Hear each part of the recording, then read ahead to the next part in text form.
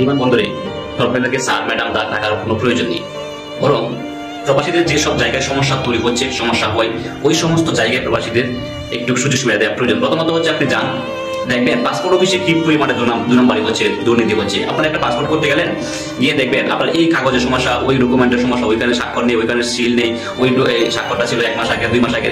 এইগুলোর কারণে তদন্ত অফিসার আপনার স্বাক্ষরটা, আপনার ডকুমেন্টগুলো এই অ্যাকসেপ্ট করে না, বলে দেয় আপনার হবে না, পরে আসেন, ওগুলো সংগ্রহ করে আসেন। কিন্তু যখন বের হবেন দেখবেন দালাল আপনার কাছ থেকে ওইগুলো নিতেছে, নিয়ে ওই দিতেছে আপনার 500 টাকা, 1000 টাকা, 2000 টাকা বিনিময়ে। ওটা বন্ধ করেন, ওইটা সম্পূর্ণ বন্ধ করেন। দেখেন মানুষ দেশের জন্য, প্রবাসী দেশের জন্য কি দিতে পারে, কতটুকু দেওয়ার ক্ষমতা ভবিষ্যৎ রাখতে পারে, প্রমাণ পাবেন। এই যে পুলিশ ক্লিয়ারেন্স, ওই পুলিশ ক্লিয়ারেন্সের জন্য, পুলিশ ক্লিয়ারেন্স, পুলিশ ভেরিফিকেশনের জন্য প্রতিদিন কত মানুষকে ঘুষ দিতে হয় 2000, 3000, 5000 টাকা দিয়ে। কি কারণে পুলিশ ক্লিয়ারেন্স, কি কারণে ওই পুলিশ ভেরিফিকেশন? আর এই টাকা ছাড়া কোনো মানুষ পুলিশ ক্লিয়ারেন্স, পুলিশ ভেরিফিকেশন করতে পারে না, হয় না, হওয়া সম্ভব না, হচ্ছে না। আপনি শুধু এয়ারফুটে আপনাদেরকে প্রবাসীদেরকে সম্মান দেওয়া হবে, এটাই প্রয়োজন। আর কোনো জায়গায় কি প্রবাসীদের কোনো জায়গা নেই? আর কোনো জায়গায় প্রবাসীদেরকে হেনস্থা করা হয় না? অবশ্যই করা হয়। সার্ভেটা টাকার প্রয়োজন নেই, সমস্যাগুলো সমাধান করুন।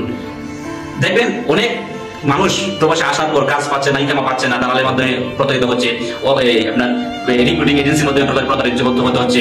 আবার দেখবেন যে সাপ্লাই কোম্পানির মাধ্যমে প্রতারিত হতে হচ্ছে। ওইগুলাতে যে প্রবাসীরা একটা অভিযোগ করবে, তার কাছে বলবে, যে সরকারি অফিসারদেরকে বলবে যে আমি বাংলাদেশি মানুষ হিসেবে এই প্রতারণার শিকার হয়েছি, আমি সমাধান নেই, বলার জায়গা নেই। এজেন্সিগুলা প্রতারিত করতেছে, রিক্রুটিং এজেন্সি প্রতারিত করতেছে, সাপ্লাই বেতন দিচ্ছে না, কোথার কাছে মিল দিয়ে দালালেন। আবার আসার পরে দেখবেন যে অনেক কোম্পানি পাচ্ছে না।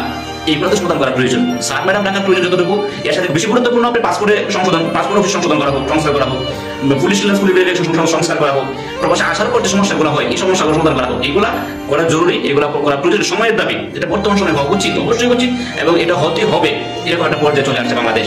তবে সংস্কার হোক সব জায়গায়, আস্তে আস্তে সব জায়গাতেই হবে, আস্তে আস্তে সব জায়গাতেই সমস্যার সমাধান হবে ইনশাআল্লাহ। আসসালামু আলাইকুম।